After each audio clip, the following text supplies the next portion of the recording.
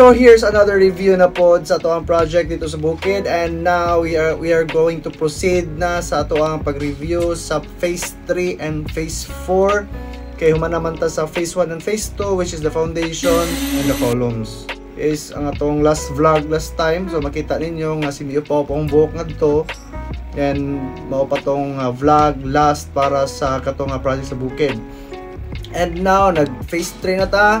After tong columns is nagsugod na tag pangabilya sa ato ang mga beams para i-plaster na to tanan dito. Ang ganing ko amang god aning sa beam is dapat gyud stricto gyud kay ta diha sa pag-plaster sa kabilya.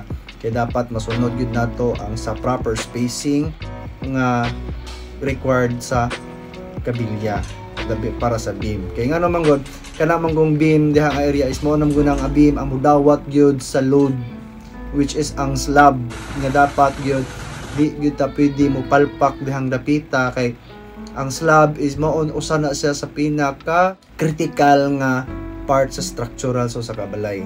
So dapat nga masunod to ang tanan nga mga sukod, ang pagplasta sa kabilya, labi na sa stirrup sa beam, tanan-tanan, labi na ang mga crank bars, and then nagsugod na tawag pamurma, butang na tawag siding, mga kahoy, lubil, plywood para sa sa tong beam. Then after na nag-attach na po taog steel decking. Then atong i-plaster, after pagka-plaster dos GI, after the pagka-plaster sa steel deck is nagbutang na po taog rebars para sa slab, and nagamit taog 12mm nga kabilya, and dili gid pwede makalimtan ng crank bar na po sa center, no? Then atong gi-plaster tanan, bisan ang plumbing, ang electrical, tanan-tanan, gi-welding na to tong steel deck sa kabilya, tanan-tanan ato nang gipang siguro, double check before buhusan.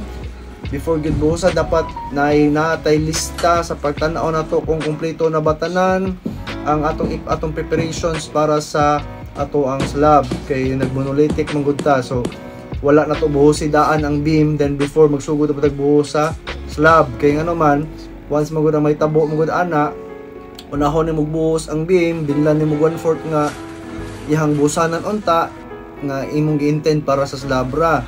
May tabo ana, imbis ang strength sa beam nga mo'y mahawid ana nga load na pod para sa babaw, nakuhaan na pod kay gihapak na pod mo para ngadto sa slab. So dakog chance nga katong load is dili na to, ay katong nga strength is dili na to sa tibuok tungod kinabog sa ang iyang buhos kay gibutang nimo sa slab. So mo to nga hindagan jud og almost 2 months ang preparation sa buhos tanan, no? Yang buhos is 1 day ra. Hindagan jud og almost 2 months gikan sa pagpangabilya, then pagporma, form boards, mga kahoy, then pagkabilya na po sa pagplaster sa steel deck, then pagplaster po sa mga kabilya sa slab, then ang mga electrical, ang plumbing, ang pag-spacing, proper spacing, paglimpyo, preparations, ganda tag mga sako dagang siminto nga dapat di ta ma-short ini kung adlaw sa buhos, dapat kay usara na sa adlaw buhusan, ang mga sako nga sa 3/4 nga graba ug sa wash sand, and tanan-tanan na prepare days before, gi-ready na namo, and then pagbuhos na mo sa slab anang adlaw, it was very successful na human ra gyud mo siya og 8 hours, 5 out. So start with 8 AM to 5 PM na human na mo 40 ka tao ang among na-hire ng adlaw. Then after na pag umagbuhos sa slab, nakapabarog na punta sa to ang poste sa babaw. So pagsugod po pabarog poste sa babaw, then after pagpabarog poste sa babaw, sugod na sa beam sa taas, sa roof beam, mao gyapon, proper gyapon ang pagsunod sa kabilya tanan. Then after ana nagsugod na sad mi og steel truss. Naginahinay na pod mi og pile sa CHB sa ubos ug sa taas. Then igo ra na human ang pagpile og CHB sa taas, naka-roofing na pod sa babaw, no? So igo ra kay, then we started na pod ang then diha na mo gisugdan ang pagplastering.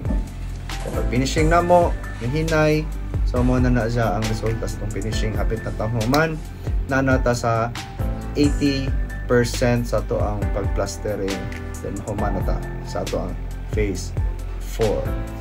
Then so salamat kayo sa client nga nisalig na mo ana. Salamat kayo Sir Arman sa pamilya Sambayon. Salamat kayo sa inyong pagsalig namo para tukuron ang inyong gipangandoy nga balay. So mao na nga importante kayo nga mukuha kita kasaligan nga kontraktor, kaning kontraktor nga kung unsa joy angay buhaton. Kaya no, again, we believe anang panultihon nga quality stays forever. Kaya naa na sa skid ko.